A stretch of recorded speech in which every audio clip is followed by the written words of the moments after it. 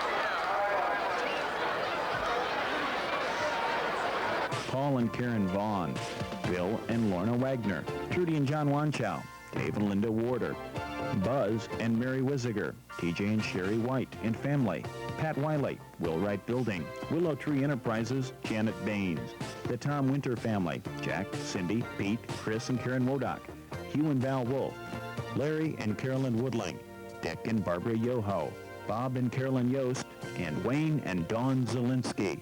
If you would like to be a WHJ booster, please send $15 for your family, $25 for your business to the WHJ Booster Club, 520 East Main Street, Carmel, Indiana, 46032.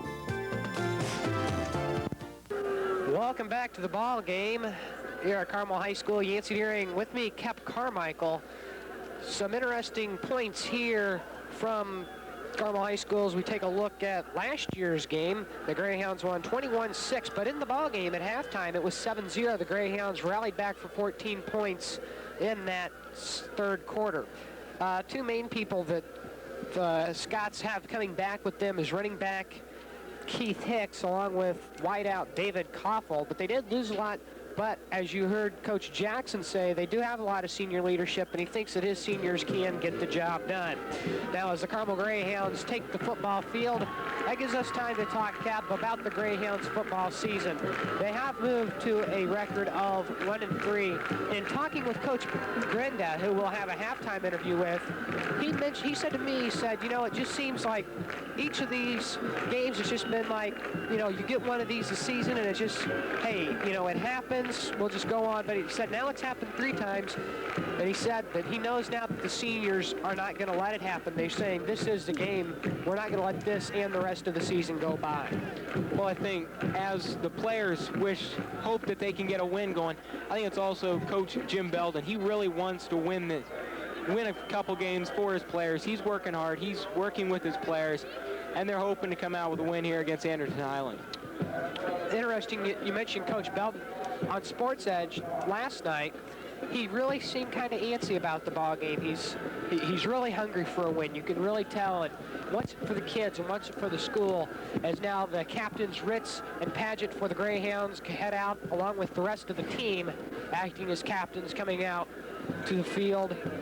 An interesting thing that just happened here at Carmel High School, we saw an ambulance leave. We don't know if it's a player or a fan. Well, hopefully we might see more on that. But the Greyhounds decline, and we'll probably see Highland receive the ball to start off this game.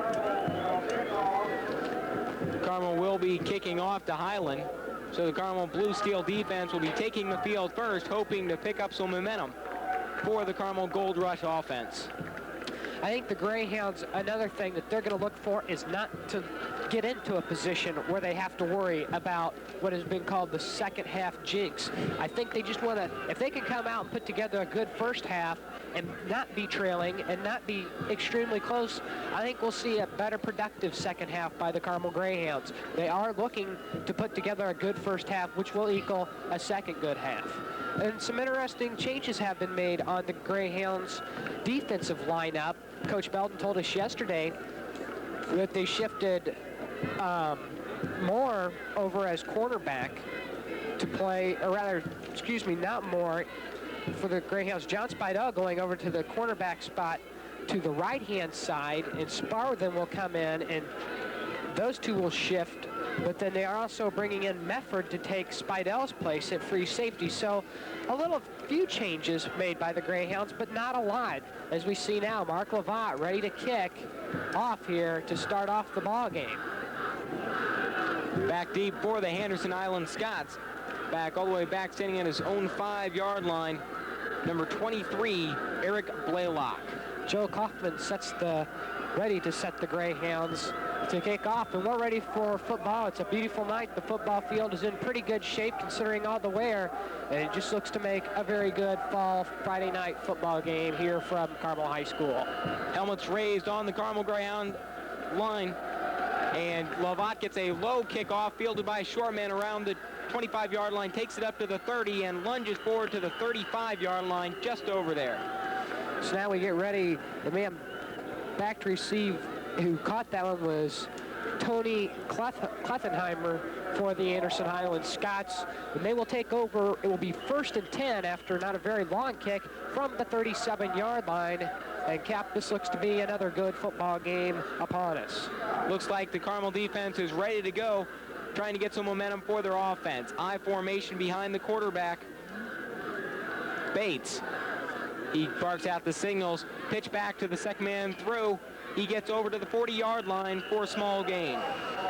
So Blaycock, the ball carrier, that's Eric Blaycock. We'll be sure to hear his name a lot running back for the Anderson Highland Scots, picks up 3 yards on the play. Anderson Highland comes out already trying to establish a running game against the Carmel Greyhounds. We have 2nd down and 7. The ball now on the 39-yard line. Anderson Highland ready to move the ball. So Blaylock leads his team to the line. 2nd down, 7 yards to go after the 3-yard game. 2 men in the backfield, Hicks and Blaylock. Bates calling out the signals. Pitch back to Blaylock once again, and that's a fumble. And the ball has been recovered on the 40-yard line. Looks like it was recovered by an Anderson Highland player.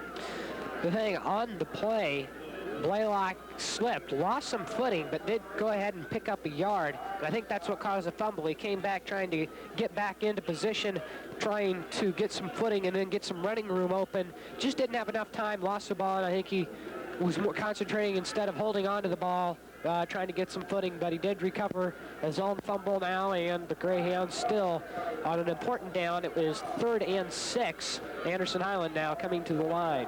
Big down for the Greyhounds.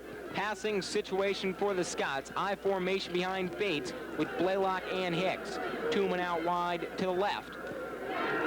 Bates drops straight back to pass, has a man open across the center, and it is intercepted by the Carmel Greyhounds at the 35-yard line. Takes it up to the 40, 45, across midfield into Highland territory, across the 45-yard line.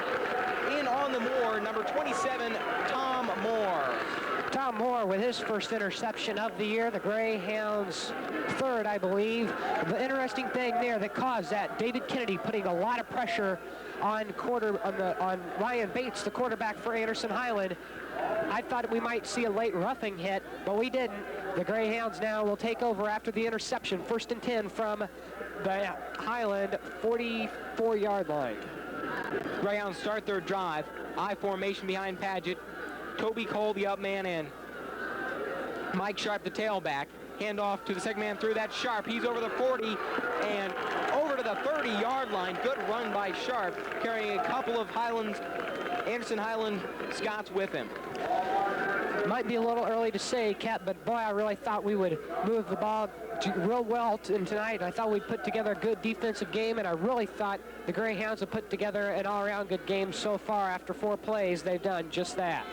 Hansman brings in the play for the Carmel Greyhounds. Split formation with Cole and Sharp in the backfield behind Paget. Now they shift to the I formation as Ritz moves in motion. Now sets up as the tight end position. Handoff to the 2nd man through. That Sharp once again. He gets over the 30 to the 25-yard line of Anderson Highland. So the Greyhounds take it to Sharp again, and with good reason, as he picks up another 6 yards on 1st down. Sharp is really the last 2 games, or rather, last week and so far in tonight's game, putting together good performances, really solid running in the last few weeks by running back Mike Sharp.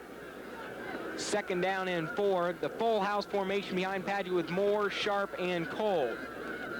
2 tight ends in the ball game. Handoff. It's an option play going to Paget. Paget will keep it around the left side and has enough for the 1st down over to the 15-yard line. And you know, that's something I've been waiting to see Bill Paget do. Last year, he ran the ball quite a bit. But this year, we haven't seen Bill take a lot of the runs. He's really tried to be more patient. But he came out that time, picked up a good 11 yards on the play. So Bill Paget now moves the Greyhounds out to the 15-yard line. 1st and 10 for the Carmel Greyhounds on the 15-yard line. Full house formation, quick count, handoff goes to Cole up the middle. He's stopped after a short gain on the play. We saw in practice the Greyhounds working on that quick snap. Bill Paget traditionally has taken a lot of time over center, especially this year, and that time they went for the quick snap, gave it to Toby Cole. Didn't help the Greyhounds. They only picked up 2 yards on the play, but they have moved the ball well. Greyhounds show full house formation once again with 2 tight ends in the ball game. The 3 running backs are Moore, Cole, and Sharp. Long count from Paget this time. Handoff goes to Sharp up the middle, breaks a couple tackles down to the 5-yard line. So Sharp comes close to a 1st down for the Carmel Greyhounds. We'll have to wait and see till that. Looks like it's going to bring up, they're going to bring the chains out, I believe, to measure. So it is going to be that close. No, it will be 3rd down now. They aren't going to bring the chains out. Todd King leading the Greyhounds. It's 3rd and inches. Third and inches for the Carmel Greyhounds. An important down here, showing the full house formation. Quick count, handoff goes to Cole up the middle. He has enough for the first down, and touchdown Greyhounds. Big power drive right up the middle from Toby Cole. The Greyhounds draw first blood with 7 minutes and 6 seconds left to go in the first quarter. 6-0 the Carmel Greyhounds. So the Greyhounds move at 44 yards in just 6 plays. Toby Cole adding his 8th touchdown of the season, and he's getting closer and closer to being one of the state leaders in points by himself, coming from the Carmel Greyhounds, and also he's up there in the top with the county. So Toby Cole adds another touchdown, his 8th of the season. And on the extra point attempt for the Carmel Greyhounds, flags are everywhere, and the play is stopped right there. We will see what the infraction was as the referees sort it out. So that is going to go against the Greyhounds, and the penalty will happen on the extra point. So Mark Lovat now, the ball will be snapped from around the 8-yard line. So Lovat will be placing the tee at about the 17, making this close to a 25-yard kick for the extra point. So Gunderson holds the spot where Lovat wants to kick from. Snap is good, kick is up, and the extra point is good. The Carmel Greyhounds take the lead 7-0 with 7 minutes and 6 seconds left to go in the first quarter. Good opening drive for the Carmel Greyhounds. And the Greyhounds did nothing wrong there as they jump up to a 7-0 lead. The school song being played, as you can hear, and the Carmel Greyhounds put together a good defensive and offensive drive, and the Greyhounds really have looked tough so far in the ball game. We'll have to wait and see if they can continue that. One thing, it really seems that the crowd is going to back this team, win, lose, or what have you, because we see fans from on the Carmel side all the way from one end of the bleachers to the other, jam-packed like sardines right down below us. And most of the visitor side is Carmel Greyhound fans. It is Dad's Club and Junior High Parents Night tonight. So we do see all the younger football players across the way along with their respective cheerleaders, but a lot of fans here for the Hounds.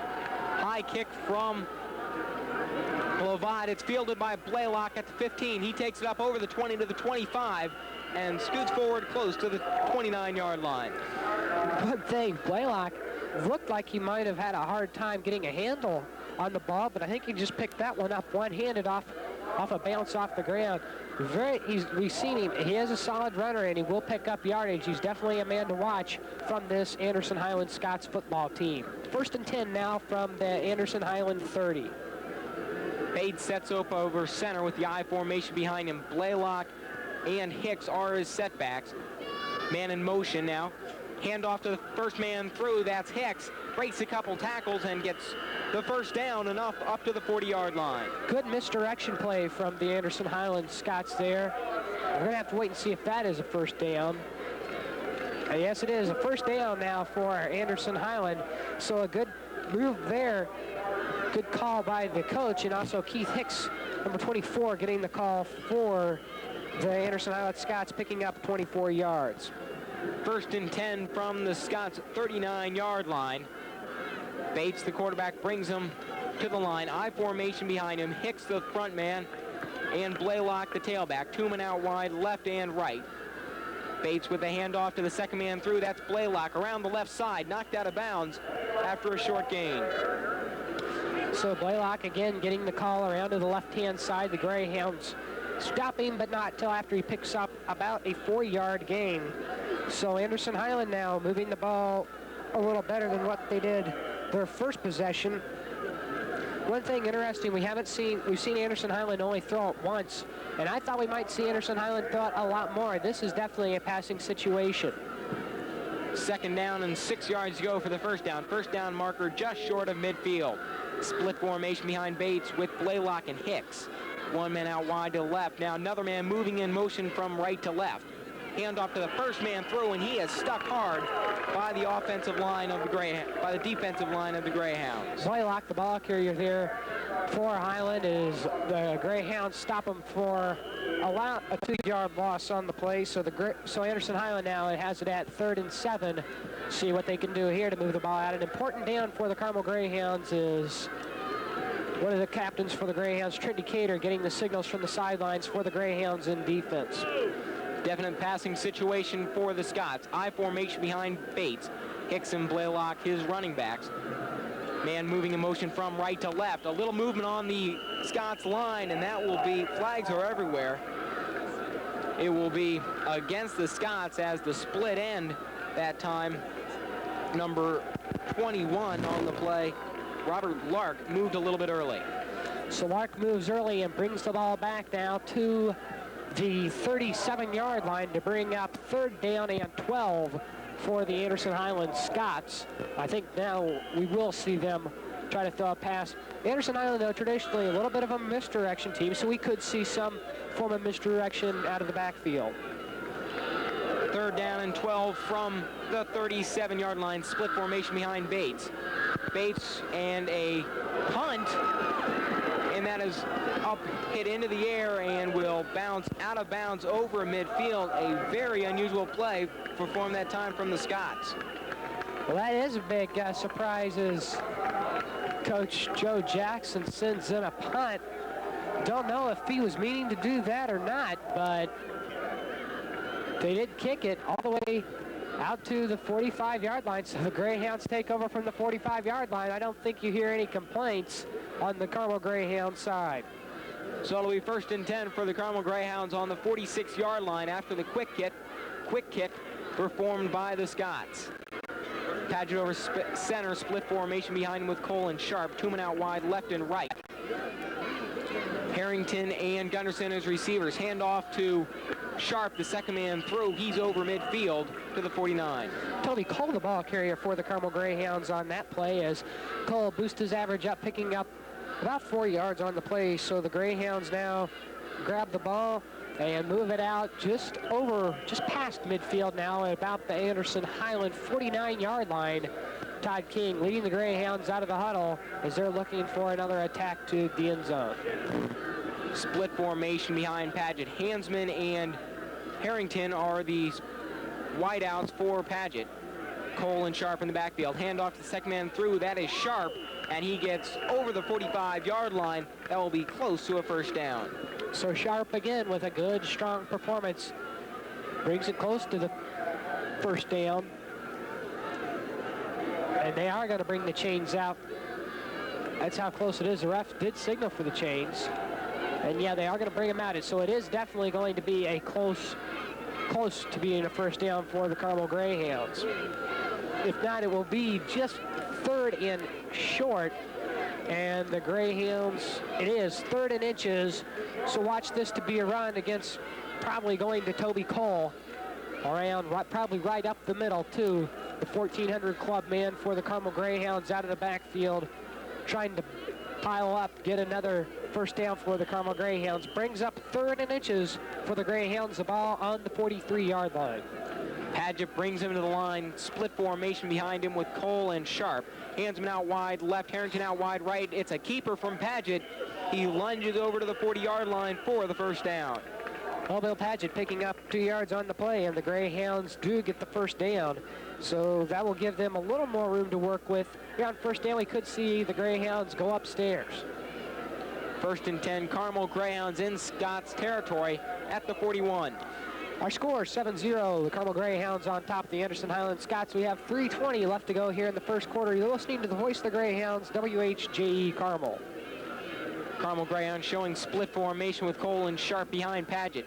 Hansman and Taylor are his wideouts, left and right. Padgett drops back to pass. Throw over the middle, complete to Ritz, the tight end. Ritz is tackled down inside the 10-yard line at the 6. Great play from Padgett to Ritz, the tight end.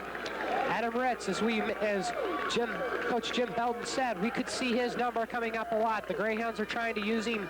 They've been trying to use him long all season, and they do it that time, picking up an over 35-yard pass there for the Carmel Greyhounds, about a 34-yard pass on 1st down, and Ritz pulls in another one, brings the Hounds to the 6-yard line. They're threatening again. Full house formation for the Carmel Greyhounds, 2 tight ends. Running backs Moore, Sharp, and Cole set, and it's a keeper from Padgett right up the middle. Touchdown Greyhounds. Padgett on the 6-yard keeper puts the Greyhounds up 13-0 with 2 minutes and 39 seconds left to go in the first quarter. So it was 5 plays and 51 yards as the Carmel Greyhounds chewed up just under 2 minutes, or rather just over 2 minutes of the clock. And Mark Lovat now set to come on to add the extra point. The Hounds up top, 13-0, 2:39 left to go here in this first quarter. And the Carmel Greyhounds offense and defense really working well. So Lovat set for the extra point.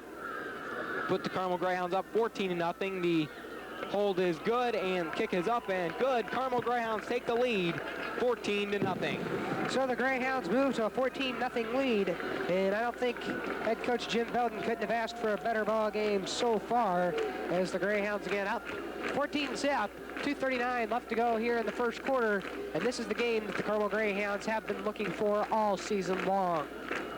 So the Carmel Greyhounds out quickly, already scoring 14 points in the first quarter, having a commanding lead over the visiting Anderson Highland Scots. So the Greyhounds are 1 for 1 in the passing category in the ball game, and that one being a 34-yarder to tight end Adam Ritz. The Carmel Greyhound fans really sparked up. Anderson Highland now looking to try to put a score on the board and looking to do that quick to try to get this game and shift the momentum, because right now everything is going the Greyhounds' way. Kaufman sets the kicking team. Lovat gets a low kick, but a little bit longer this time. Over the head of the receiver, he fields it at the 15-yard line, up to the 20, to the 25-yard line. David Koffel, the ball carrier there for Anderson Highland. What was interesting, the ball was kicked, and he misjudged it and ran a little high, bobbled it, and then had to go back and go get the ball as Jack Christie, the one who his teammates called Doughboy, came in on the stop for the Carmel Greyhounds. So it'll be 1st and 10 for the Anderson Highland Scots on their own 24-yard line. I formation behind Bates. Hand off to the second man through Blaylock. He gets in for maybe a short yard. He might have been stopped at the line of scrimmage. So Anderson Highland now moves. As a matter of fact, kept about a loss of about 6 inches on the play for Blaylock. Well, an interesting thing that I've noticed, it does seem that John Spidell has come into that cornerback and has really impressed me. He's not letting anybody get beat. He's not getting beat. Nobody's gotten by him. And he's making some hits off the line. So it looks like the Greyhounds might have found a cornerback for the right-hand side to start. So 2nd and a little over 10 yards to go for the first down. Bates over the center. I formation behind him with Blaylock and hits now man moving in motion, and timeout called by Bates. So during this timeout, we'll send it back to the station for a 60-second booster timeout. You're listening to the voice of the Greyhounds. The following WHJ program was brought to you by the WHJ Boosters. Alan and Ann Christie, Eric and Betty Clark, Mr. and Mrs. Percy N. Clark, Tom and Jan Collins, Jerry and Erlene Cook, Mr. and Mrs. Michael J. Corkin, Mr. and Mrs. C. Ray Kraft, Mary H. Craig, Dr. Ralph K. Crawford, chiropractor, Miriam and Don Kripe, John and Sharon Crispino and family, Mr. and Mrs. William Culpepper, Tom and Mary Margaret Cunningham, Dr. and Mrs. James A. Cusick, Custom Hair Design, Nancy and Terry Cutter, D. Brook and Company Incorporated, Computer Works of Carmel, located on Carmel Drive, Smith Funeral Home, David G. and K.J. Daly. If you would like to be a WHJ booster, send $15 for your family, $25 for your business to the WHJ Booster Club, 520 East Main Street, Carmel, Indiana, 46032. Welcome back to Carmel High School. Yancey Deering well with Cap Carmichael. While you were gone, Anderson Highland ran off a long bomb play, but falling out of bounds. So that brings up 3rd and 10, actually just over 10. So the Greyhounds now sitting on top of a 14-0 lead. We've got 1:30 left to go here in the first quarter. Here on the voice of the Greyhounds, WHJE Carmel, bringing you live football action from Carmel High School, where the Carmel Greyhounds so far have really put together a good ball game. 3rd down and a little over 10 yards for the first down. Bates over center, I formation in the backfield with Hicks and Blaylock, 2 men out wide, left and right. Bates drops back pass, draw a play, and stuck immediately in on the play that time. Drew McDonald on the defensive line. And boy, one thing that Trent Decatur said earlier in the week, actually this morning, mentioned to me that he really thought the Greyhounds would put together a lot of pressure. He said, I want a sack tonight. The Greyhounds have been putting a lot of pressure on the Anderson Highland Scots, and they're going to punt the ball away. So back to punt is Eric Blaylock. The kick is up and fielded at the 35-yard line, taken up to the 40, the 45, across midfield in Scots territory. Herman, the ball carrier, gives the Greyhounds good field position inside the 50-yard line. So the Carmel Greyhounds now will take over at about the 48-yard line of Anderson Highland. The Greyhounds, I don't believe, have had the ball in their own. Yes, they did. That second drive did have the ball just inside their own territory. Besides that, the ball has not left Anderson Highland territory, so the Greyhounds have been putting a lot of pressure here on Anderson Highland. Carmel Greyhounds showing the split formation with Cole and Paget, Cole and Sharp, the running backs. Paget over center, 2 men out wide, left and right. Paget handoff to Sharp, first man through. He gets over close to the 40-yard line. I believe that play there was an audible, because we did see Hansman, or rather, Hansman on the right-hand side make a shift after quarterback Paget started making some signals. Something that we have seen the Greyhounds have worked on this week a little bit is their audibles. 2nd down and 4 for the Carmel Greyhounds. Full house formation in the backfield, 2 tight ends. Cole, Sharp, and Moore are the running backs. Paget with the fake handoff, looking deep, has Ritz open in the flat. He's down to the 20, the 15, the 10, breaks a tackle 5, touchdown Greyhounds. Bill Paget to Adam Ritz for the 6 points. A 41-yard touchdown pass going to Adam Ritz. I know he wanted the touchdown on that first one. They didn't get it, but that one he did, a 41-yarder. So the Greyhounds move it again in 2 plays, 47 yards, and kept in the last 2 games. They've been able to do that, moving it just in 2 plays toward the end zone, and that time they do it. Mark Lavatt for the 3rd time tonight. 4 seconds to go in the 4th quarter. The Hounds on top 20-0, and they're ready to try to add an extra point to make it 21. And boy, there's smiles on the Greyhound sidelines. The kick is up, and it is missed to the right, so Lavatt fails to complete the point after attempt, and the Greyhounds still lead 20-0 with 4 seconds left to go in the 1st quarter.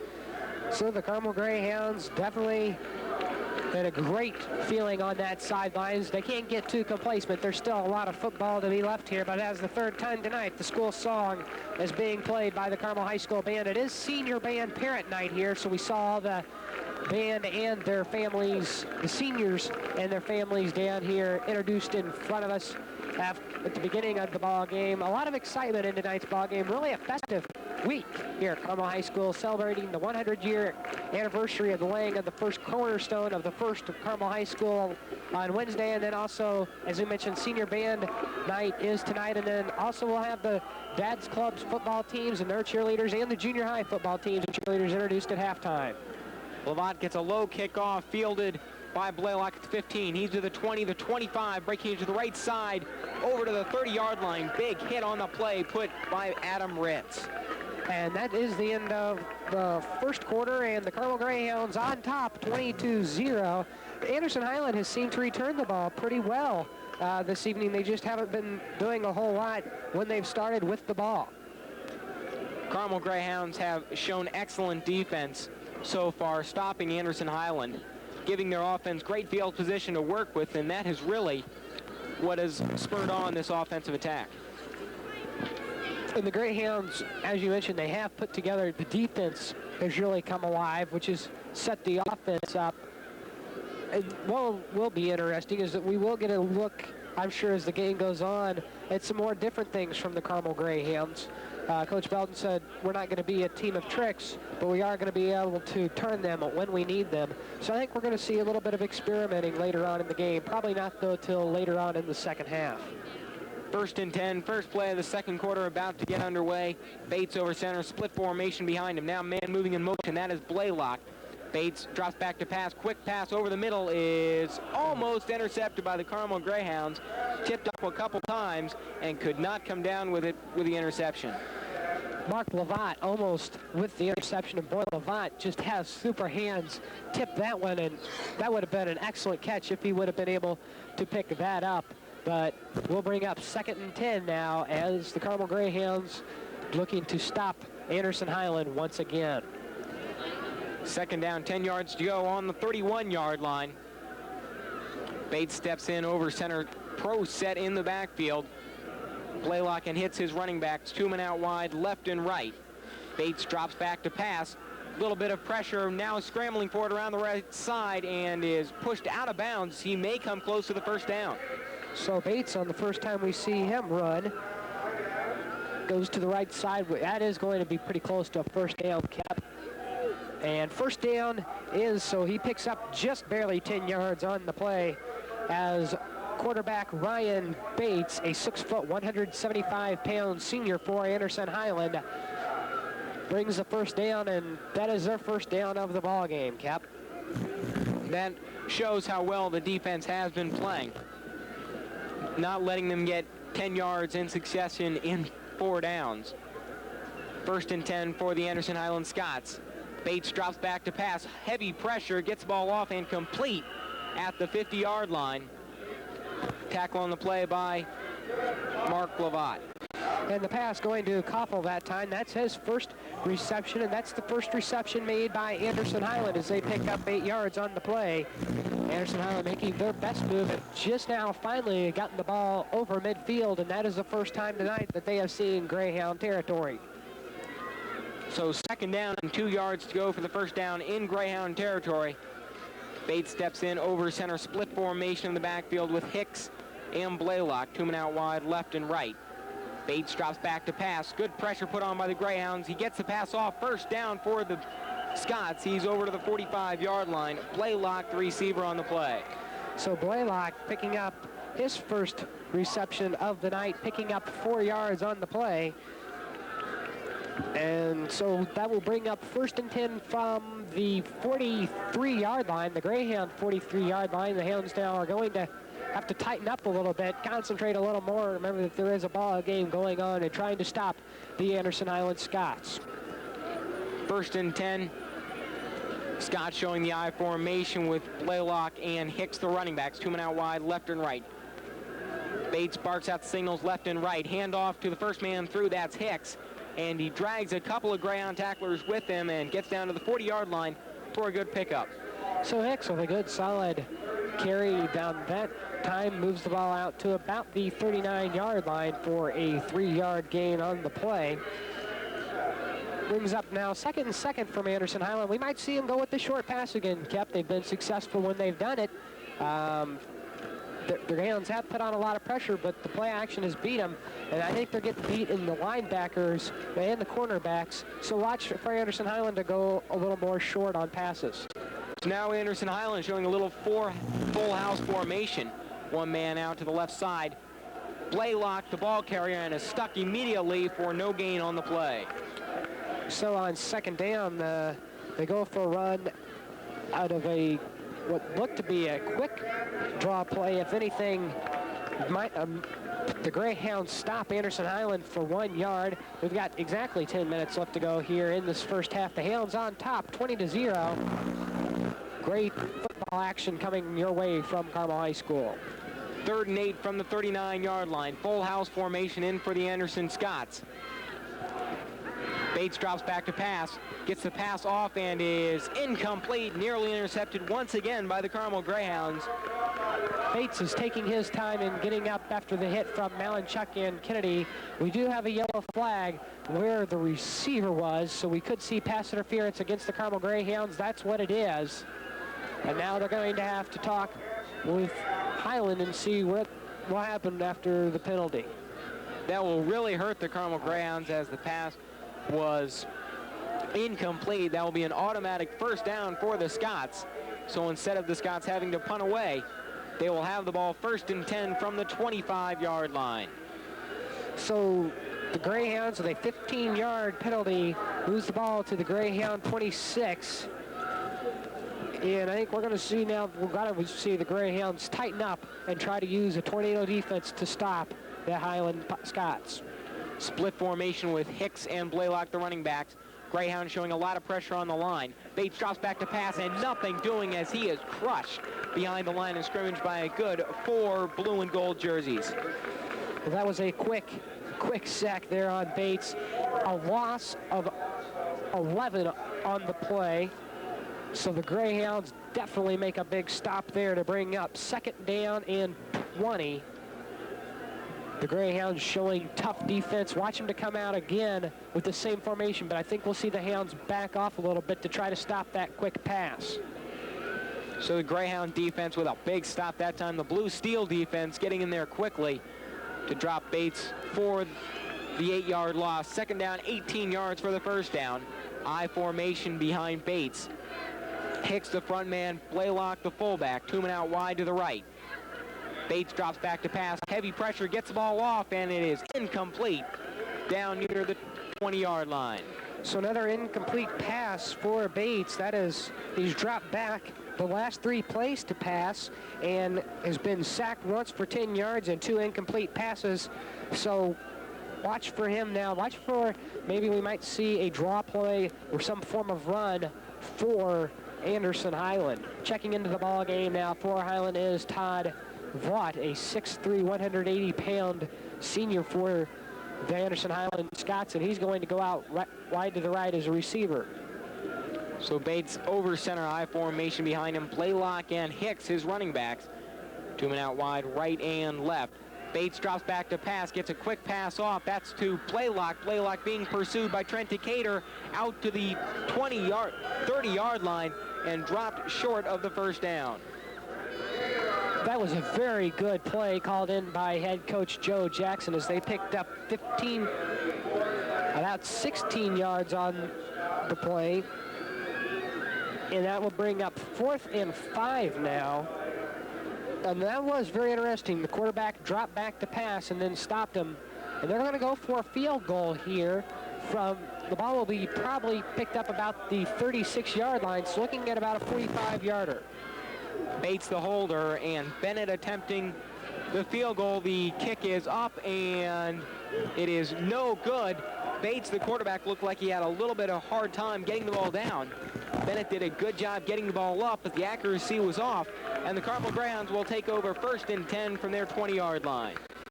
The interesting point there was that they did call some good plays after the big sack.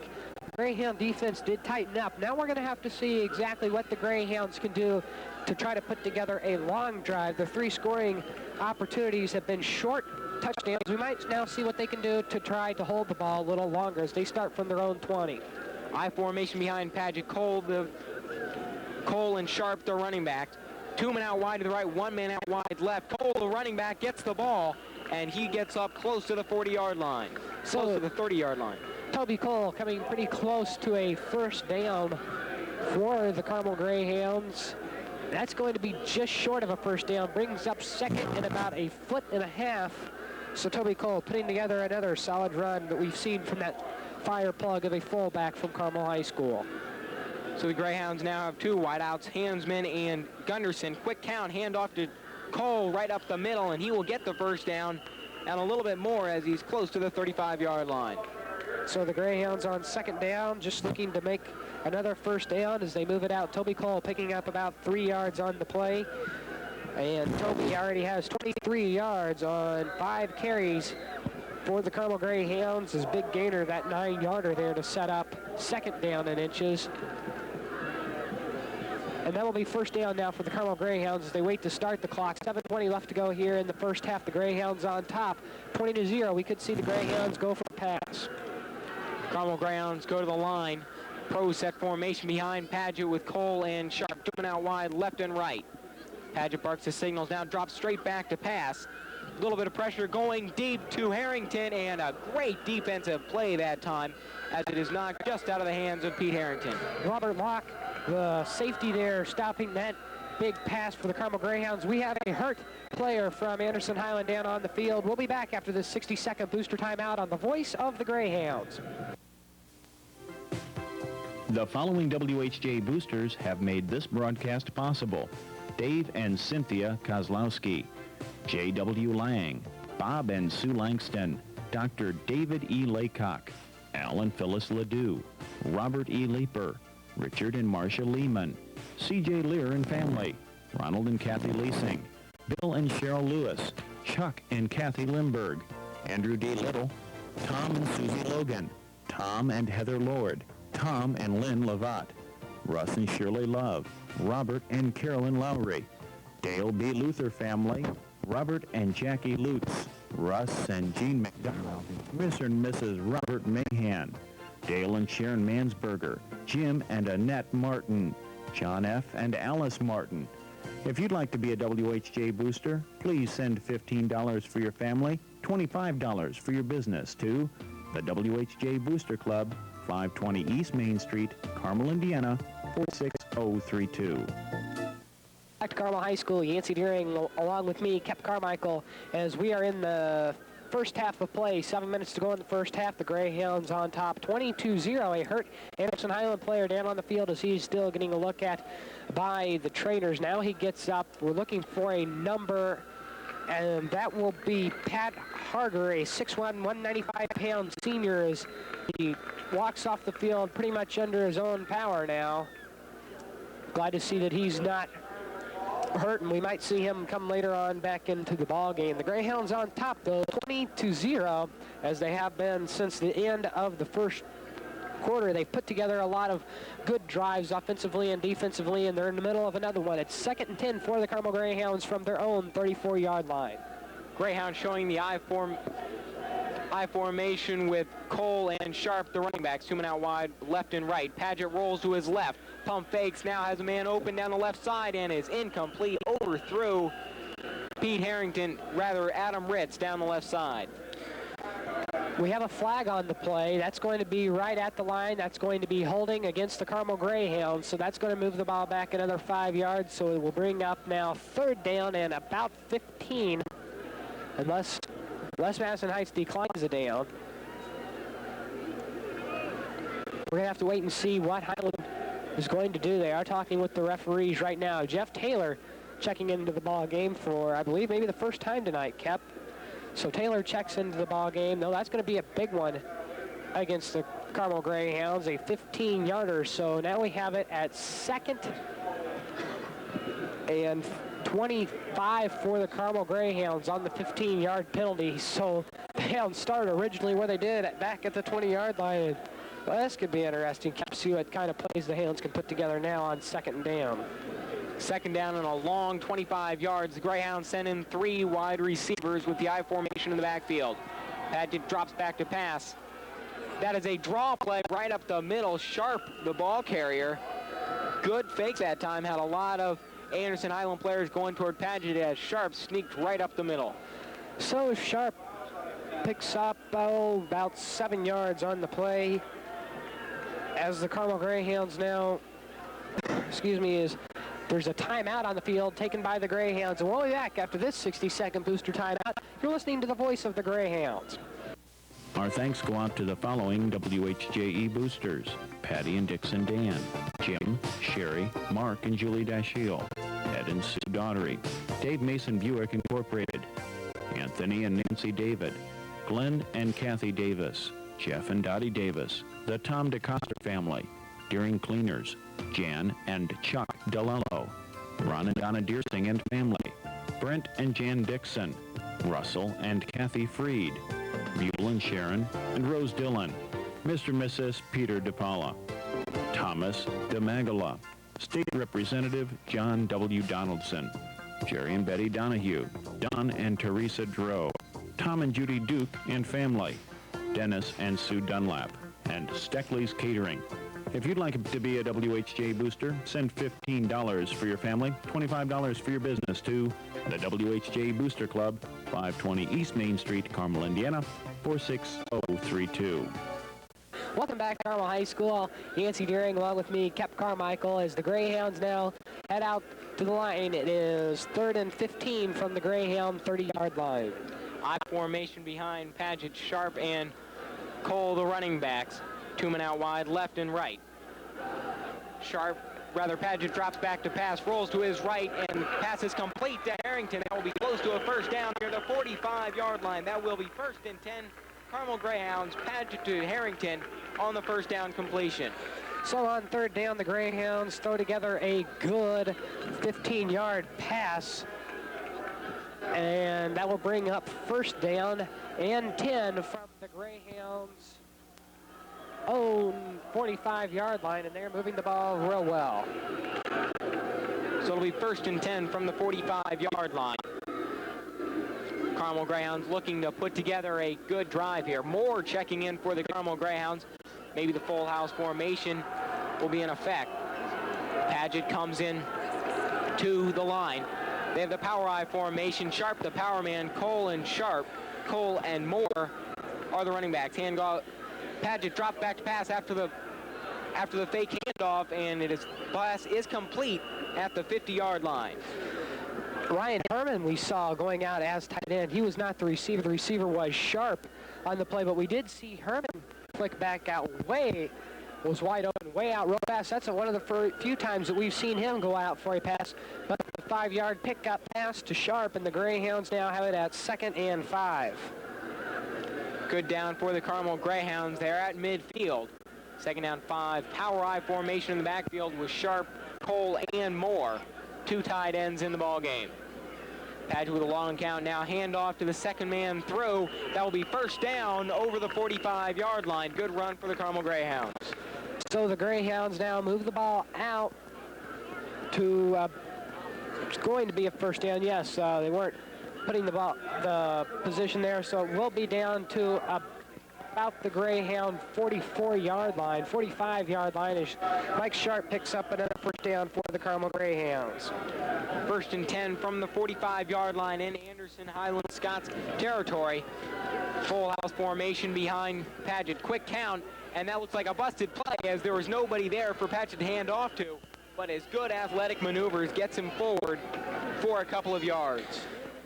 Tell you, he took a big hit that time, and Paget picks up about 2 yards on the play, on the run, after the broken play, or what appeared to be a broken play. So Paget picking up 2 yards for the Carmel Greyhounds brings up 2nd and 8 from the Greyhound, or rather from the Anderson Highland 43-yard line.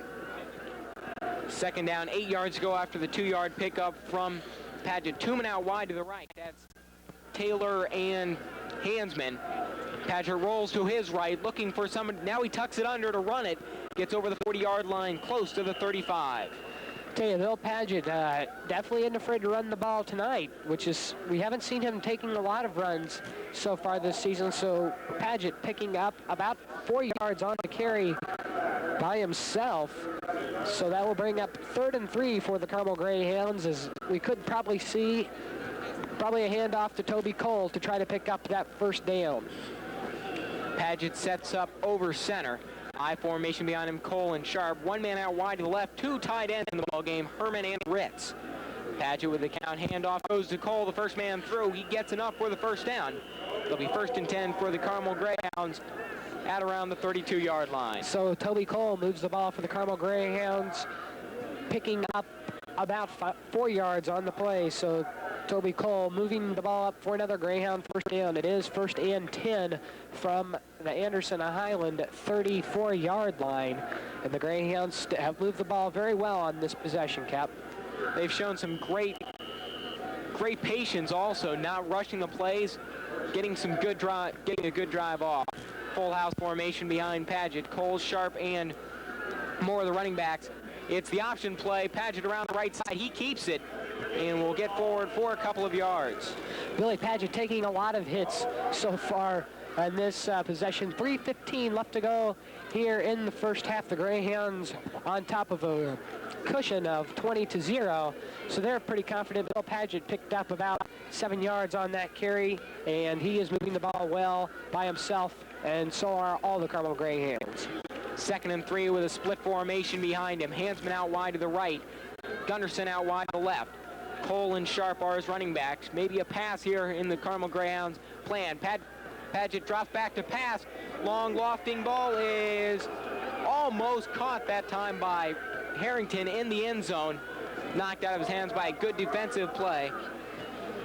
So it'll be third down for the Carmel Greyhounds. So the Hounds come up with 3rd and 4, about it's between 3rd and 4 and 3rd and 3. We could see the Greyhounds go for a run play. That play was broken up by Robert Lark. Again, a heck of a cornerback for this Anderson Highland Scots football team.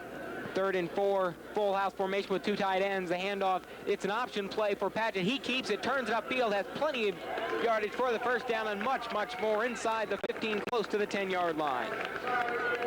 So they move the ball from about moved it from their own 20-yard line, where now they set up at the 12. So the Greyhounds have put together a heck of a drive. This is their best drive of the ball game. Even with a 15-yard penalty, they are threatening. So 1st and 10 from the 12-yard line. Full house formation for the Carmel Greyhounds. 2 tight ends in the ball game. Ritz and Herman are the tight ends. Handoff goes to Cole up the middle. He's inside the 10, close to the 7. So a flag on the play on Toby Cole, the ball carrier. We'll have to wait and see the penalty. That's going to be illegal use of the hands against the Greyhounds. So another penalty will hurt the Greyhounds on this drive. Even with the penalties, the Carmel Greyhounds have put together possibly one of their better drives of the season. Marching, they started the drive at their own 20-yard line. Before the penalty, they were inside the 10. Now they will be back on the 19-yard line. So a good drive for the Greyhounds. So the Hounds now will set up. It is 1st and 10 from the 20-yard line. And actually the first down marker is about 1 yard away from the end zone. The Greyhounds could pass here on 1st down. I formation behind Paget. Paget is handoff to Sharp right up the middle, gets in just short of the 15-yard line. And it'll be 3rd down for the Greyhounds. So Sharp picking up about 5 yards on the play for the Greyhounds, or rather, excuse me, just 2 yards on the play. So the Greyhounds now have it at 2nd and what looks to be 14 from the 16-yard line. Paget steps up over center, I formation in the backfield, Hansman out wide to the right, Harrington out wide to the left. Paget with a long count, barks the signals left and right. Drops back to pass, heavy pressure, and he gets the ball off, incomplete. A lot of pressure put on by the Anderson Scots that time. So it will be 3rd and long for the Carmel Greyhounds, still about 3rd and 14 as they go from the 16-yard line. They need to put together a big play here, but just to try to move the ball to set up a field goal, because for them to get a first down, it's going to take a near touchdown. So we might see the Greyhounds just go for a run play, just to try to move the ball up so that the Hounds can put together a field goal. 3rd and 16 yards from about the 17, I formation behind Paget. Taylor out wide to the right, Gunderson out wide to the left. I formation behind Paget. Paget drops back to pass, heavy pressure, gets the ball off, incomplete. The intended receiver was Toby Cole. So we see the referee talking to Jim Pesic. He had a little exchange of words with Derek Foster of Anderson Highland. So that now brings up 4th down, and Mark Lovat is in to try the field goal for the Carmel Greyhounds. 1:14 left to go in the first half. Carmel Greyhounds out to a commanding 20-0 lead. Carmel Greyhounds have shown excellent offensive production. So Lovat now will set up. The ball will be snapped to about the 24-yard line, making it a 35-yard field goal. The kick is no good by a long shot. Lovat couldn't get any height on the ball.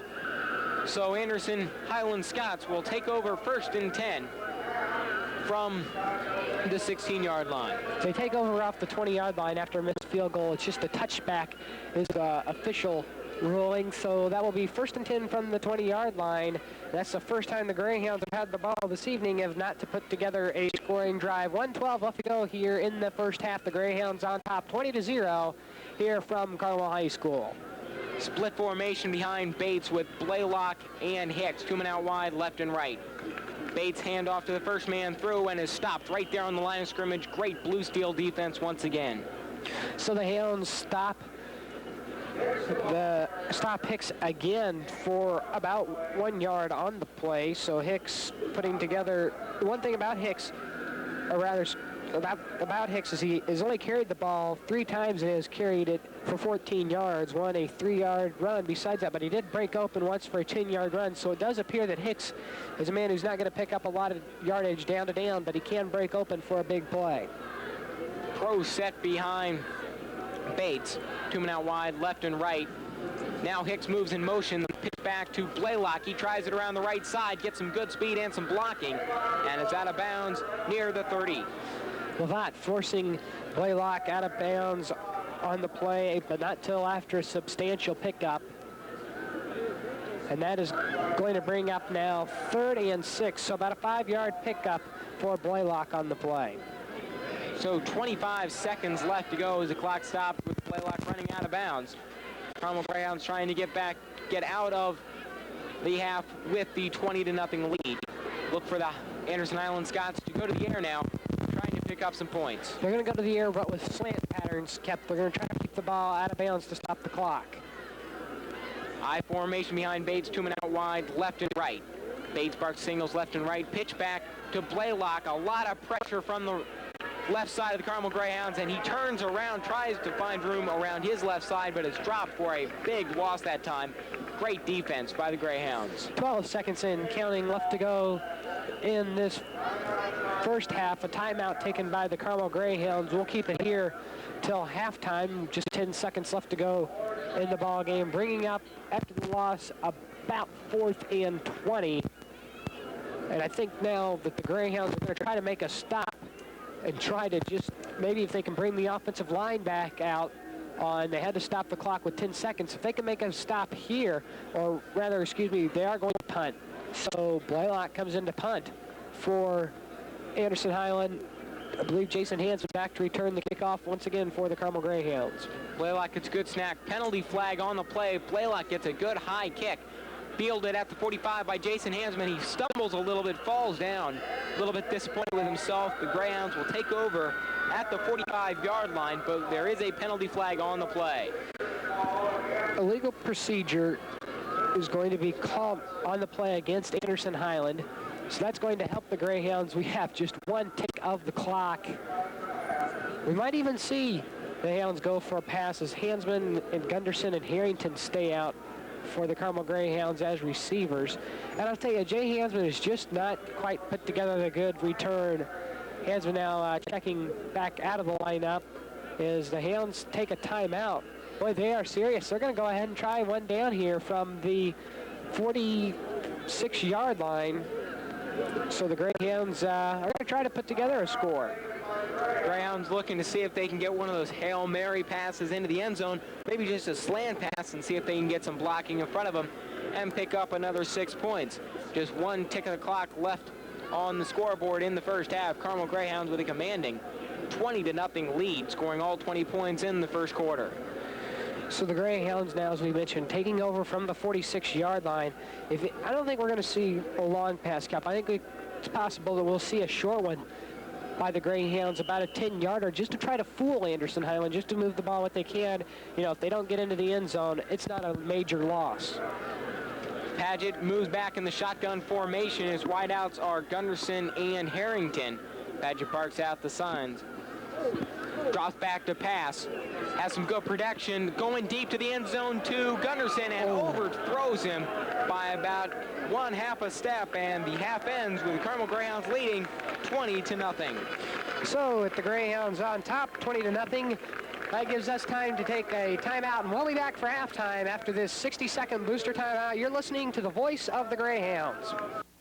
Our thanks go out to the following WHJ boosters: Jim and Dee Dee Eaton and Sons, Mr. and Mrs. Bud Edwards, George and Judy Eicher, Doug and Sharon Ellington, Mike and Arden Elliott, Jack and Nancy Ingledow, Mr. and Mrs. Richard D. Ernst, Dr. and Mrs. Philip N. Eskew Jr., Paul and Carol Estridge, Dr. Ralph and Mary Everley, Dave and Kay Fagan, Fred and Jane Feschenfeld, Linda and Murray Fewell, Bill, Sandy, and Marina Fennessy, William and Drinda Fields, Larry and Mary Fiesel, E. Fitzgerald and family, Bill and Alice Flegel, Tom and Kobina Fogelman, Barb and Frank Fox, Dr. J. and Mary Jo Franco, Terry Frederick, and Dan Crabb. If you'd like to be a WHJ booster, send $15 for your family, $25 for your business to the WHJ Booster Club, 520 East Main Street, Carmel, Indiana, 46032. Welcome back to halftime. Yancey Deering along with Cap Carmichael. And the Greyhounds have jolted out to a 20-0 lead here in the first half. As we mentioned, trying to put together a good first half performance so they don't have to worry about any form of second half jinx, and I think they've done it, Cap. Taking a look at the scoring for the Carmel Greyhounds, the Hounds, after stopping Anderson Highland after 3 plays, Anderson Highland went for a punt, and the Greyhounds then took it 6 plays, 45 yards for the touchdown. It was a Toby Cole 5-yard run, and Toby added his 8th touchdown of the football season, and the Greyhounds jumped on top to a 7-0 lead after the PAT was good from Mark Lovat. After stopping Anderson Highland again after 3 downs and a punt, actually it was a quick punt, something we didn't expect to happen on 3rd down. Anderson Highland punted it when it was when it was 3rd and 12, so they went ahead with a punt, and the Greyhounds then took over from their own 46-yard line. The Hounds then moved the ball 51 yards in just 5 plays for another touchdown when Bill Paget jolted in for the touchdown run for the Carmel Greyhounds. And so it was 51 yards in 6 plays, and 5 plays, and the Greyhounds moved it in for another touchdown. Mark Lovat again with the extra point, and the Hounds were sitting on top of a 14-0 cushion. Again, after stopping Anderson Highland after 4 plays, the Hounds took it 2 downs, 47 yards. The highlight, the touchdown pass, a 41-yarder from Paget to senior tight end Adam Ritz, and the Hounds were on top to 20-0. The only time the Greyhounds, either team came close to scoring, Anderson Highland put together a pretty good drive with the ball on the at about the 25-yard line. They went for a field goal and missed it. Then on the next drive, the Greyhounds missed a field goal, and that is our first half scoring. Cap, what do you think that the Greyhounds have put together tonight so far? I think they've shown that they've really got that offensive power that they needed throughout the season, picking up 20 quick points in the first quarter and showing all their offensive drives were very productive. We'll be back after the 60-second timeout to talk with assistant coach Bob Grinda for the Carmel Greyhound football team. But after this 60-second booster timeout, you're listening to the voice of the Greyhounds. Our thanks go out to the following WHJE boosters: Lieutenant Colonel and Mrs. John T. Martin, Mr. and Mrs. Charles E. McAloon, Daniel T. McConnell, Steve and Jan McCracken, J. E. McCullough, the McDonald family, Joe and Ruth Ann McDonough, William K. McGarvey, M.D., Ron and June McGee, Tim and Jan McGinley, Clay McErnan, Mr. and Mrs. Thomas J. Meltzer, James R. Milligan family, Dr. and Mrs. Michael Mitchell, Bob and Shirley Muller, John T. Mulry, Sr., Sharon, Lisa, and Scott Mutter, Tom and Kay Nelson, Jerry and Rochelle Newkirk, and the Robert Nybarger family. If you'd like to be a WHJ booster, please send $15 for your family, $25 for your business to the WHJ Booster Club, 520 East Main Street, Carmel, Indiana, 46032. Welcome back to halftime. I'm Yancey Deering, and joining us is football coach, Mr. Bob Grinda. Thanks a lot for coming by, Mr. Grinda. Thank you very much. You've been here at Carmel High School for quite a few years now. What exactly is your job now as a football coach? Okay. I work primarily with the receivers, but I work with all the specialty people, the quarterbacks at times, the tailbacks and fullbacks, and then the receivers. Spend a majority of the time with the receivers. You mentioned earlier about titles and so forth. Really, we've kind of changed different years and for different reasons and so forth, but really Coach Belden is the offensive coordinator because he likes to make those final decisions and so forth on play selection.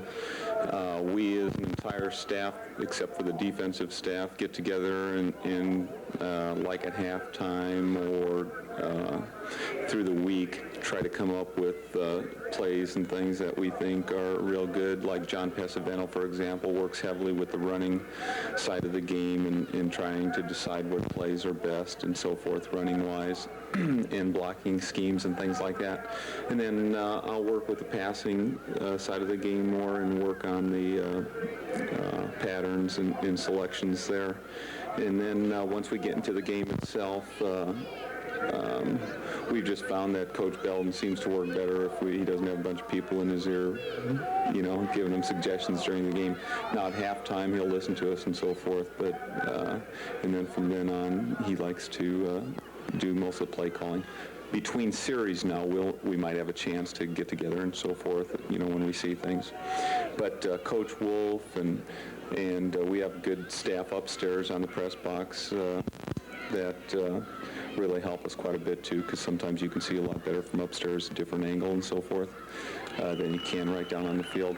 But Coach Wolf and Coach Kenny Kirk and Terry Prather help quite a bit too. Now, the team this year has had a little bit of a struggle so far in the season. Have moved to a 1-3 record. What has it been like for you this football season? Well, probably similar to the fans and the players themselves.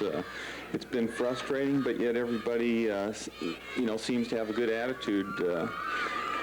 In fact, at the Warren game, I looked around to see our stands full, which was nice, going in there with a 1-2 record. That was great support, I think. I think everybody kind of realizes it's a transition year. You know, we lost a lot of players last year. We're throwing the ball a little bit more this year. So from that standpoint, I'm happy and pleased. We thought going in with the experience Bill Padgett had at quarterback and all that kind of thing, and being through the wars several years now, that we'd be able to do that. And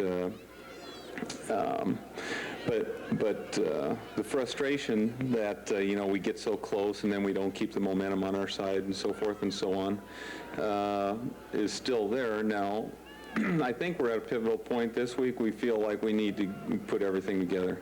We've made different kind of mistakes each game. You know, early in the season, the inexperience of the offensive line was a key factor against North Central, for example, and they had a strong defense. And then last week was a fiasco that I can't remember happening in the last 9 years that I've been here, with all the fumbles or missed passes that we had. Obviously, the players aren't trying to do that, and we're not coaching them to fumble and miss the passes. But so they get upset just as much as anyone else. In fact, if this is any consolation to the fans that are listening, you know, after that last game, there were more than just 1 or 2 players that stayed around late crying in the, you know, so it was an emotional game. And I think that's part of a great part of the reason I know we enjoy coaching this year's team. I mean, we're having fun doing it. We enjoy working hard with them, and they're working hard. You know, it'd be different if we could put a finger on it and say, hey, they're just not practicing, they're not doing the things we're asking. They're doing those things, and they ask us for, you know, suggestions and improvements. So it's fun from that standpoint. And I can't help thinking that, you know, from here on out, maybe we'll put those things together. Maybe we've gone through the emotions that we need to and made enough mistakes in all kinds of different areas that we won't make those again. We'll put things together and come together as a good unit, as a team. It seems like in each defeat that the Hounds have had this year, none of them have really been something you expect. It just seemed that, hey, it just happens, but now it's just happened 3 times. What do you tell the kids to keep them going and to keep their desire up? Okay, yeah, that's Mondays are tough on film days, but when we go through, we spent from 3:30 to 5:30 this past Monday, I know, maybe even a little bit longer than that, studying those films, analyzing them, going over every play several times, and you know, they can see one little correction by one player. That's what makes it tough. 10 people can be doing a great job, and one guy has a mental breakdown or, you know, a mental lapse, maybe. Slips, whatever it happens to be, physical or mental. And, you know, it kind of lets the whole team down. Some of those, sometimes they're less obvious and you can get away with some of that stuff, but so far we haven't been able to rebound from that little mistake very well. And so the key, I guess, is just becoming more and more consistent. And we've seen definite improvements in the line, but every game there are still mistakes. We've seen, you know, definite improvements in all areas, I guess. We've put in some new drills through the week. We feel confident that we're getting more aggressive and we're getting more consistent and more intense and so forth. And it really comes down to the players, and they seem to, you know, their attitude's good. Like I said, they keep bouncing back and they keep wanting to improve and so forth. And they're working hard in practice, and that's about as much as we can ask. Except for these last games of the regular season, we want to see improvement, you know, in the win-loss record, obviously, also. You've been here now for, I believe, 9 years. You've had a lot of different things happen to you. What is probably the most fond memory from Carmel High School that brings to you? Well, that's a tough question. Well, the closest thing in memory, I guess, was last year's championship game. Just because, like a lot of people have said, it's probably one of the greatest high school football games played, you know. Going out on the field, I always go in optimistically regardless of who we're playing, and I think we're going to win if we do the right things, and I know our players. I know we have longer practices than anyone else in the state. I know our kids are stronger than anyone else in the state. And there's no question, in my opinion, that all comes, and you need to give credit to the parents for their dedication and goal setting at home and so forth, and that rubs off on the players themselves. But when we hit the field and saw how big Fort Wayne Snyder actually was, we knew we were going to be into a dogfight, and it was going to be a close game. But the kids accepted the challenge and played, you know, great. So from that standpoint, that has to be the greatest accomplishment, I think.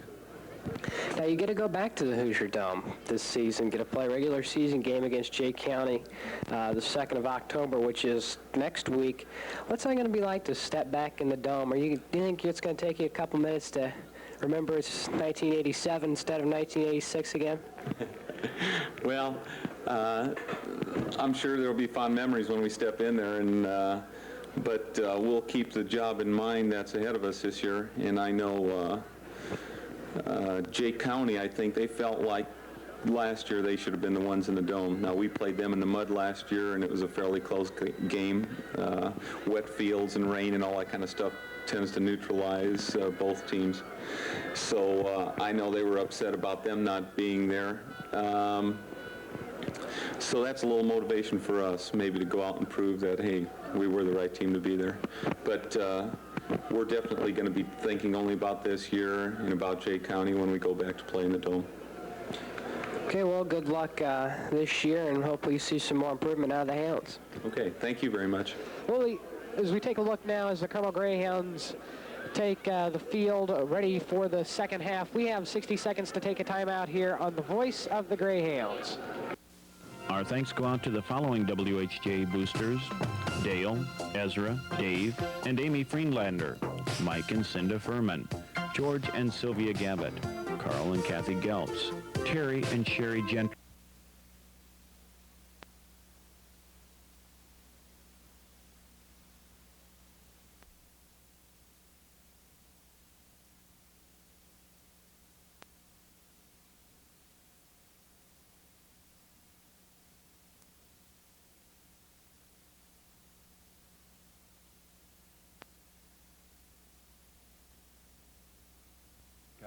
John and B. Harding, Jack H. Armstrong, If you would like to be a WHJ booster, send $15 for your family, $25 for your business to the WHJ Booster Club, 520 East Main Street, Carmel, Indiana, 46032. And your name or your business's name will be added to the list. Welcome back to Carmel High School. I'm your host, Yancey Deering. With me, Kep Carmichael, as we're ready for second half action. In that first half, the Greyhounds jumped on top to a 22-0 lead in what was a very good football game. Now the coaches talking with the players as the Greyhounds will receive this half to start off the half. So it's like if we couldn't have had a better thing happen to us, we're going to start off this half with the ball this time.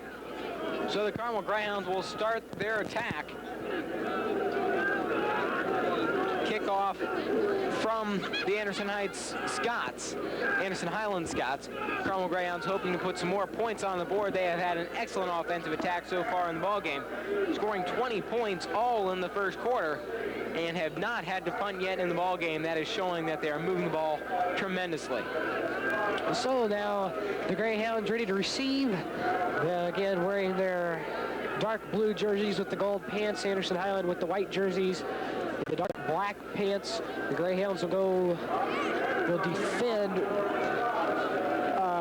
the north goal for the first quarter of this second half. The third quarter, so waiting for the hold-up now on the field, ready to start off the second half. The kicker is Rocky Bennett, as he ready to kick the ball away to start off the second half. Rocky Bennett sets to kick off. Starting off the second half, Carmel Greyhounds with a commanding 20-0 lead. Helmets raised on the Carmel sideline, looking for another productive second half. Bennett gets a high kickoff that will be fielded by Moore at the 8-yard line. Brings it up over to the 15, the 20, the 25, right up the middle to the 35-yard line. Tom Moore with a good carry right up the center. So the Greyhounds will start on the 34-yard line, where it will be first down and 10, and the Greyhounds are looking to put together another good offensive and defensive half here. The Greyhounds just need to put together a good game in retrospect for the rest of the season to try to get things going. Paget sets up over center. I formation behind him with Cole and Sharp. Sharp at fullback, Cole the up man, and the handoff straight up the middle. Explosive carry from Sharp right up the middle. That will be good enough for the first down. So Sharpie picks up about 12 yards on the play, and the Greyhounds come right out, establish a strong running game, and move the ball all the way to the 47-yard line, where it's first and 10. The Greyhounds looking to move the ball over midfield. First and 10, Paget sets up over center, I formation behind him. One man out wide to the right, that's Gunderson. Cole and Sharp are his running backs. Hand off to Cole right up the middle, and Cole maybe gets a couple of yards. Good defense pursuit by the Anderson Highland Scots. So Toby Cole picks up about 1 yard on the play. Well, brings up second and 9. 11:04 here left to go in this third quarter. The Greyhounds on top, 22-0. And what has been a good game for the Hounds. Two men come wide to the right.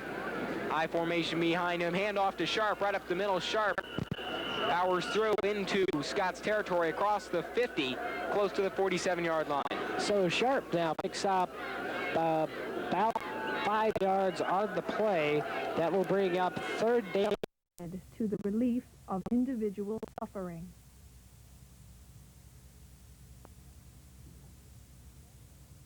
The lesson should be constantly enforced that though the... As a young man, he was crippled by polio. Roosevelt campaigned on a New Deal for the American people, promising economic and social reforms. Hoover argued that prosperity was just around the corner, but the electorate couldn't wait. Roosevelt won in a landslide. Surrounded with bright young advisors, the Brain Trust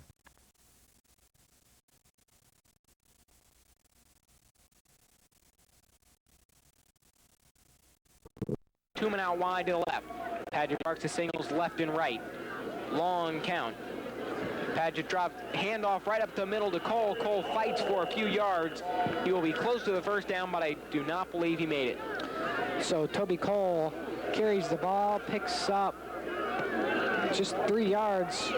So that will be fourth down and one. And the Greyhounds, I think Paget wanted to go for it. And so did some of the other players for the Carmel Greyhounds, but they bring in the punting team, and Sharp stays in the game to punt for the Carmel Greyhounds. So Sharp comes in to punt. Larkin Montoya deep to receive for the Anderson Heights Scott. Sharp gets the punt off under heavy pressure that will be fielded at the 20-yard line and taken up to the 25, over the 25, close to the 27-yard line. And we do have a flag on the play down where the kick was, and I'll tell you, that's going to be a penalty roughing the kicker, so the Greyhound offense is going to get a first down out of that. That's going to give them the yardage enough for a first down, and out comes the offense as the defense and the punting team comes off. It seems like everybody with a blue jersey was out on the field that time they wanted to play. So the Greyhounds do pick up a first down on the penalty, and that is a definite thank you, Merry Christmas gift to the Carmel Greyhounds from the Anderson Heights squad. So the ball now setting up 1st and 10 from the 30-yard line. So a great break for the Carmel Greyhounds. They'll take it 1st and 10 from the 29-yard line, hoping to put another couple more points on the board. Split formation behind Paget with Sharp and Cole. 2 men out wide, left and right. Paget drops back to pass, puts it over on the left side, complete to Sharp for a gain of about 5. So Sharp with the pass picks up 6 yards on the play for the Carmel Greyhounds, brings up 2nd and 4. The Greyhounds now starting to put some pressure again on Anderson Highland, as it will be 2nd and 4 from the 23-yard line. Todd King, the senior, leading the Greyhounds out of the huddle. So Paget takes him to the line. He has 2 wideouts, Gunderson and Harrington. Out left and right, Cole and Sharp are his setbacks. Paget with a long count. Now handoff to Sharp around the right side. He has running room and blockers over the 20 to the 15, the 10, the 5, cuts it, and touchdown Greyhounds. Sharp on the 23-yard sweep around the right side puts the Carmel Greyhounds up 26-0. So a good misdirection play there from the Carmel Greyhounds, as it takes them 6 plays plus a penalty to move the ball 60 yards, and that is another Greyhound touchdown as the Greyhounds jump to a 26-3 lead. Mark Lavatt now coming to try another extra kick. Remember, he missed his last one, but he did hit the first 2. Gunderson puts down the hole. Kick is up and good for the Carmel Greyhounds. Mark Lavatt puts the Carmel Greyhounds up 27-0 with 8 minutes and 26 seconds left to go in the 3rd quarter. Fireworks here at Carmel High School as the Greyhounds have jumped to a 27-0 lead against this Anderson Heights team. And what's good about this isn't a bad team that we're playing, Kep.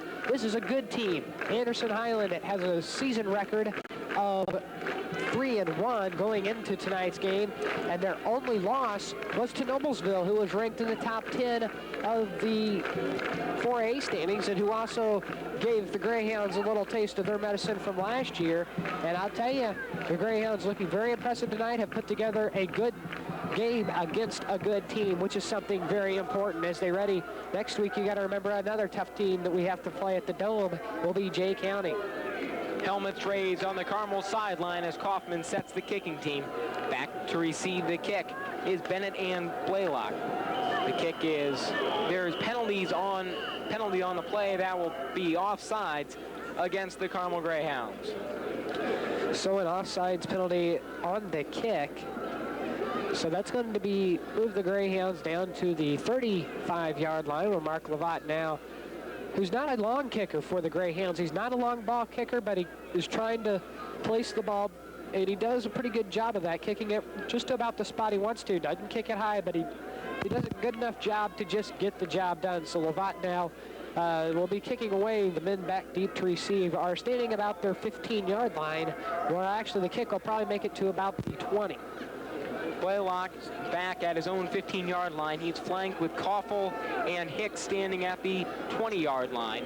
Kaufman sets the kicking team once again, and Lavatt gets his foot into the ball. This is a line drive kick and will go out of bounds, at another penalty flag for the Carmel Greyhounds. That will be another 5 more yards, and Mark Lavatt will have to kick this time from the 30-yard line. Well, we go back and back a little farther, and let's see how far back the Greyhounds can take it. So we're still waiting to get the kick off here. from Carmel High School.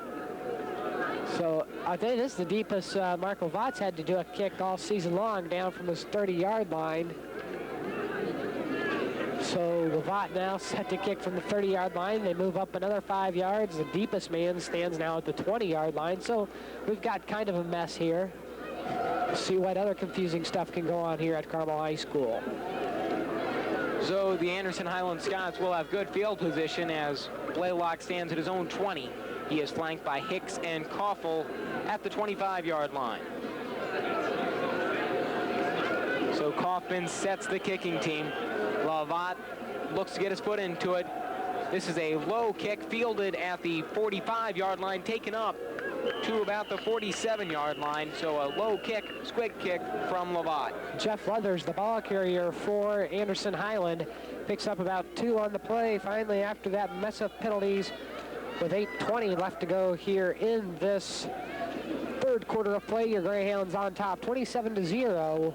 Again, 8:20 left to go in the third quarter. You're listening to exciting Greyhound football here on the voice of the Greyhounds, WHJE Carmel, bringing you football action from Carmel High School.